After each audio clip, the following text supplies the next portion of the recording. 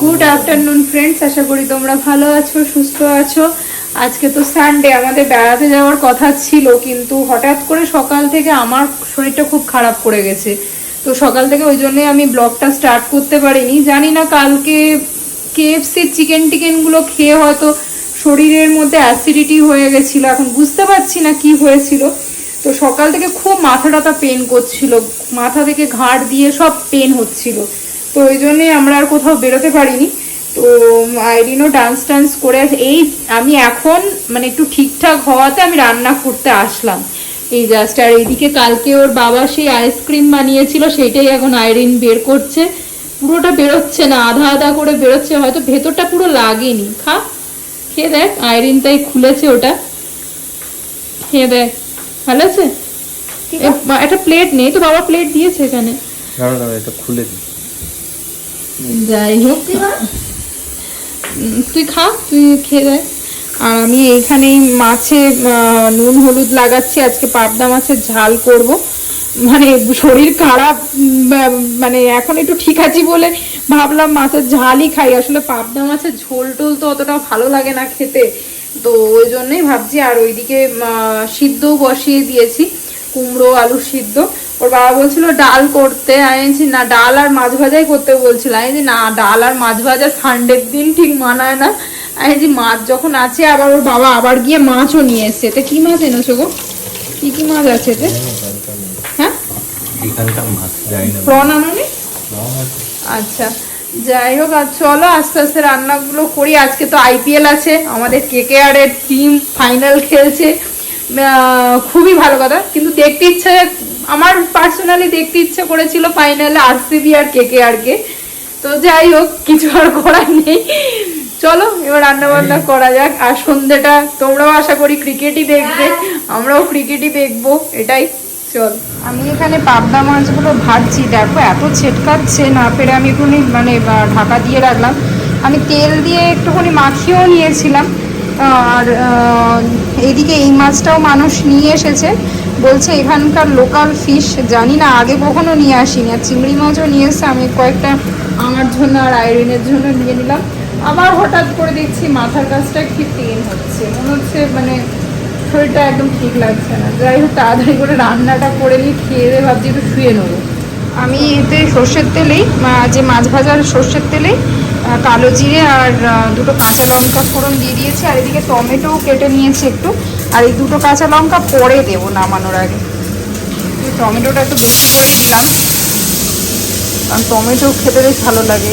আমি একটা জিনিস ভুলে গেছি, একটুখানি বড়ি দিতে, বড়িটা দিলে আরও ভালো লাগলো খেতে। আর যখন মাছ ভাজছিলাম তখন আমি এতে সানরাইসের যে সর্ষে পোস্ত বাটাটা হয় ওইটাই আমি ইউজ করি, কারণ এটাতে পেট ভার করে না বলে, পেটের কোনো গন্ডগোল হয় না। তো ওটাই উষ্ণ গরম জলে নুন দিয়ে একটুখানি 15 মিনিট মতো আমি এটাকে ভিজিয়ে রেখেছিলাম। এইবার আমি এটাতে দিয়ে দেবো এর মধ্যে। আমি টমেটো আর ভাজার সময় এতে একটু সামান্য নুন দিয়ে নিয়েছিলাম আর সামান্য হলুদ, সামান্য ফুটে আসলে, এটা ফুটেই আসবে, তারপরে আমি এতে মাছটাও দিয়ে দেবো। মনটা যেন মানছিল না, তো ওই জন্যই কয়েকটা বড়ি, সামান্য সর্ষের তেল দিয়েছি, কারণ এইটায় না করাটা খুব ডিফিকাল্ট হয়ে যাচ্ছে। মাছগুলো একটু বড় বড় অনেকটাই মাছ আছে, তো ওই জন্যই আলাদা কড়াই একটা নিয়ে নিলাম। আর সামান্য তেল দিয়েছি, একটুখানি এই কটা ভেজে নিই, তারপরে ওইটা এর মধ্যে ট্রান্সফার করে দেবো। এটা ভালোভাবে ফুটে এসছে। এবার আমি এতে একটু কাঁচা সর্ষের তেল আর লঙ্কা আর একটু সামান্য ধনেপাতা দেবো। আমি ধনেপাতা একটু ঝোলে ফোটানোর সময়ও দিয়েছিলাম, তো অল্প সামান্য এগুলো দেবো। গ্যাসটা আমি অফ করে দিয়েছি। এই সময় একটু কাঁচা সর্ষের তেল, গন্ধটা খুব ভালো লাগবে। আর এই সামান্য ধনেপাতা কেটেছিলাম, ধনেপাতাটা উপর থেকে দিয়ে দেবো। আর এই দুটো কাঁচা লঙ্কা জাস্ট ওপর থেকে দেয়া থাক, কারণ লাগলে নেবে। এবার আমি এটা ঢেকে দেবো।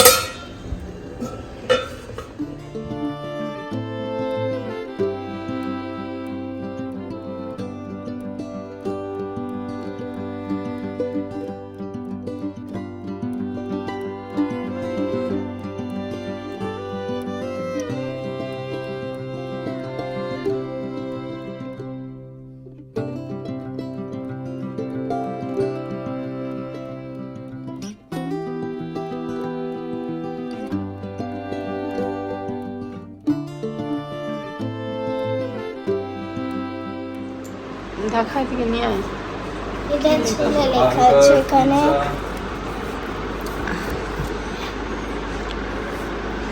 ওকে, আর কিছু নেই ওর মধ্যে। আর এই গিফট যেটা ওপেন করা হবে। ওপেন কর।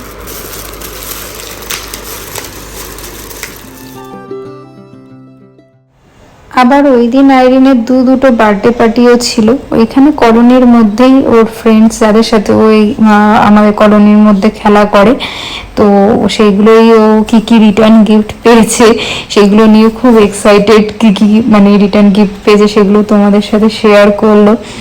আর এইগুলোই ও পেয়েছিল। আর ওই দিন দুটো বার্থডে পার্টি ছিল, তো সেগুলোর মধ্যে সব খাওয়া দাওয়া যেগুলো পেয়েছে কিছুই তো আমার মেয়ে খায়নি, তো সেগুলো সব কিছু আবার বেঁধে নিয়ে এসছে। আর ওর বাবা বলছে দেখি কি কি তুই খাওয়া দাওয়া করলি।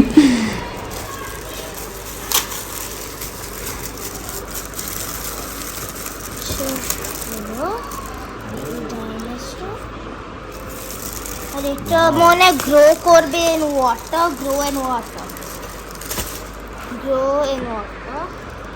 এই এলিফ্যান্টটা গ্রো করবে in water. What is this? Nothing. This is band. আর এটা ম্যাজিক কালারিং বুক। আর এটা স্ক্র্যাচ। আর এটা হলো বেন্ডিং পেন্স। আর এটা বেন্ডিং পেন্স।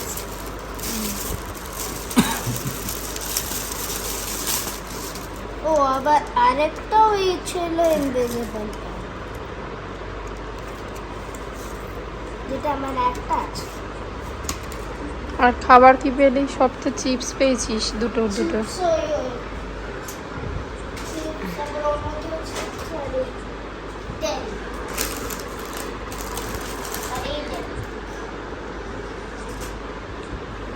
না, আর বক্স নিয়ে এসে দেখা। এই হচ্ছিল পিৎজা আর বার্গার। আর এখানে একটা জুস আছে, আর এই পকোড়া মতো কিছু জানি না।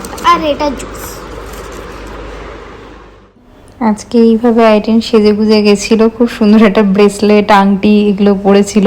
আসলে আমি এগুলো ওকে কিনে দিই, আমার খুব ভালো লাগে এগুলো ছোট ছোট বাচ্চাদের জিনিসগুলো। ফাইনালি কলকাতা জিতে গেল আইরিন, নাইট রাইডার্স। আমি এখানে মেয়ের জন্য রুটি করছিলাম, দেখো গ্যাস অন করে দিয়ে দৌড়েছি। মানুষ ওখান থেকে আমাকে চিল দিয়ে বলছে যে তুমি লাস্ট বলটা রেখে যাও, লাস্ট বলটা। যাই হোক, খুবই টেনশনের মধ্যে ছিলাম।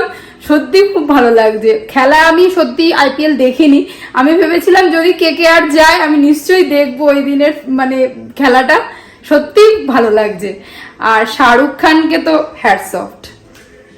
এই ঘরের বেডশিটটা পাতা ছিল না, তো এই ঘরের বেডশিটটাও পেতে দিলাম। আর এইবার আইরিনেরও সব জামা কাপড় টাপড়গুলো রেখে দেবো, কালকে স্কুল আছে তাই। পরে কেকেআরের খেলা টেলা দেখার পরে আইরিনেরও ব্যাগটা গুছিয়ে দিচ্ছিলাম, কারণ কালকের থেকে স্কুল খুলছে। তো ব্যাগ, নতুন বুক সব কিছু ঠিকঠাক জায়গায়, তারপর নতুন ড্রেস সব ঠিকঠাক জায়গায় রেখে। এটা নতুন আই কার্ড আইরিনের, আই কার্ডটাও এবার বিলটাও অরেঞ্জ কালার দিয়েছে। আর আজকে মানুষ এগুলো অর্ডার দিয়েছিল, এই পপকর্নটা কেকেআরের খেলা দেখবো বলে কথা। আর এইটা আইরিন নতুন পেয়েছে, ওই কালকে গেম শো খেলে এটাই নিয়েছিল। কেকেআরের খেলা দেখে তো যাই হোক, যা বললাম মনটা তো ভালোই হয়ে গেল। আর কালকের থেকে আরেকটাও ভালো খবর, আমার কাছে একটু খারাপই খবর, কারণ কালকের থেকে আইরিনকে একটু মিস করব, কারণ ঘরের মধ্যে একা একা থাকতে হবে। তো কালকের থেকে আইরিনের স্কুল খুলে যাচ্ছে। আইরিন এক্সাইটেড? হ্যাঁ, খুব এক্সাইটেড বল। যাই হোক, আর আজকের মতো ব্লগটাই অবধি রাখছি। যদি কিছু ভালো লেগে থাকে একটা লাইক করে দিও, শেয়ার করা, সাবস্ক্রাইব করতে ভুলো না। আজকের মতো টাটা, গুড নাইট।